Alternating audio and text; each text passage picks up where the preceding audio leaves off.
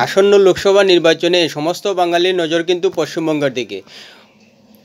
বিহার, ঝাড়খণ্ড, আসাম, ত্রিপুরা, দিল্লি, মেঘালয়, আন্দামান, যেখানে যত বাঙালি রয়েছে সবার নজরের অভিকেন্দ্র কিন্তু পশ্চিমবঙ্গ। পশ্চিমবঙ্গের ভালো হলে সেসব বাঙালিরা খুশি হন, খারাপ হলে দুঃখী। এখন এই রাজনীতির ক্ষেত্রে দেখা যাচ্ছে যে পশ্চিমবঙ্গে সিপিএম আসার পর রাজ্যটির অর্থনীতির কোমর একেবারে ভেঙে দিয়েছিল। আর তৃণমূল এসে শুধু কোমর ভেঙেনি, পশ্চিমবঙ্গের সামাজিক যে সুস্থিরতা ছিল সেটাও ভেঙে দিয়েছে। তাই এক অরাজক অবস্থা সৃষ্টি হয়েছে পশ্চিমবঙ্গে। নির্বাচন এলেই অনেক মানুষ খুন হয়ে যান, সে নিয়ে প্রত্যেকটা বাঙালি খুবই উদ্বিগ্ন থাকেন এবং দুঃখী হন। সেই জায়গায় দাঁড়িয়ে আসন্ন লোকসভা নির্বাচনের দিকে প্রধান বিরোধী দল উঠে আসা বিজেপির দিকে চেয়ে রয়েছেন ভারতের সমস্ত বাঙালি। এখন দেখা যাক কতটুকু সুস্থভাবে পশ্চিমবঙ্গে নির্বাচন অনুষ্ঠিত হয়।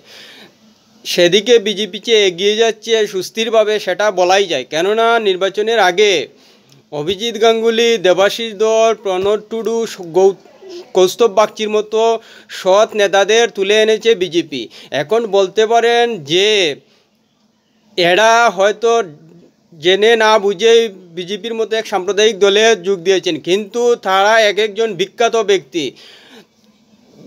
বিখ্যাত ব্যক্তি এবং তারা সমাজে একজন প্রতিষ্ঠিত মানুষ। নিশ্চয়ই তাদের নিজস্ব ধারণা রয়েছে, সেই ধারণা থেকেই তারা পশ্চিমবঙ্গের সমস্ত রাজনৈতিক দলের থেকে বিজেপিকেই সবথেকে ভালো মনে করেছেন বলেই তারা বিজেপিতে যোগ দিয়েছেন। এবং সেই দলের নীতি এবং সামাজিক কর্তব্যের যে একটা দৃঢ়তা রয়েছে সেটার প্রতি নিশ্চয়ই তাদের নজর রয়েছে এবং এজন্যই তারা বিজেপিতে যোগ দিয়েছেন। এবং এখন পর্যন্ত যা বিরোধী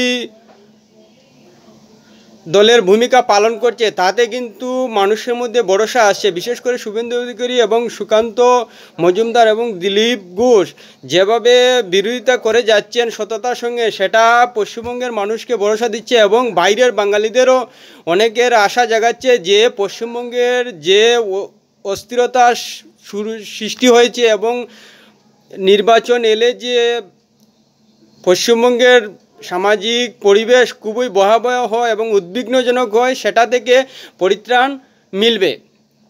এখন আশা করা যাক এসব নেতাদের বিজেপিতে যোগ দেওয়ার ফলে পশ্চিমবঙ্গের পরিবেশ আরও উন্নত হবে এবং পশ্চিমবঙ্গের মানুষ বুঝতে পারবেন যে কেন এসব সৎ এবং ভালো নেতারা বিজেপির দিকে যাচ্ছে।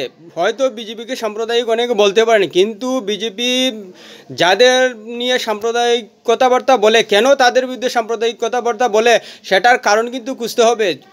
কেউ কাউকে অযথা কিছু বলতে পারে না, নিশ্চয়ই কিছু কারণ থাকে। সেই কারণ খুঁজতে গেলে হয়তো একটা নিশ্চয়ই যুক্তি পাওয়া যাবে, সেটাকে তো অন্যদিক। কিন্তু বিজেপির দিকে যেভাবে প্রতিষ্ঠিত সৎ এবং ভালো নেতারা যোগ দিচ্ছেন তা নিয়ে পশ্চিমবঙ্গের মানুষের ভাবা উচিত যে কেন এসব ভালো ভালো মানুষ বিজেপির দিকে যাচ্ছেন। নিশ্চয়ই কোনো কারণ আছে এবং সেজন্যই বিজেপিকে একটা সুযোগ দিয়ে অন্ততপক্ষে রাজ্যের পরিস্থিতি বদলায় কিনা সেটা বিবেচনা করা উচিত। কারণ ভারতের সমস্ত বাঙালি বিশ্বাস করছেন যে বর্তমানে পশ্চিমবঙ্গের অবস্থা কোনো অবস্থায় ভালো নয়, খুবই উদ্বিগ্নজনক এবং ভয়ানক। কেননা প্রতি নির্বাচনেই পশ্চিমবঙ্গের মানুষ খুন হন, সেটা সবাই দেখতে পাচ্ছেন। এখন এ থেকে পরিত্রাণ পেতে নিশ্চয়ই বিকল্প খুঁজতে হবে, কারণ তৃণমূলের দ্বারা আর যে কখনো সুস্থ রাজনীতি হবে না সেটা পরিষ্কার হয়ে গেছে। এখন দেখার যে পশ্চিমবঙ্গের জনতা কিভাবে এসব নেতাদের দিকে চেয়ে নিজেদের রাজ্যের রাজনৈতিক অস্থিরতার পরিমণ্ডল আরও সুস্থির করা যায় নিয়ে বিবেচনা করবেন। ভিডিওটি ভালো লাগলে অবশ্যই লাইক এবং কমেন্ট করবেন এবং পরবর্তী ভিডিও পেতে সাবস্ক্রাইব দিয়ে রাখবেন।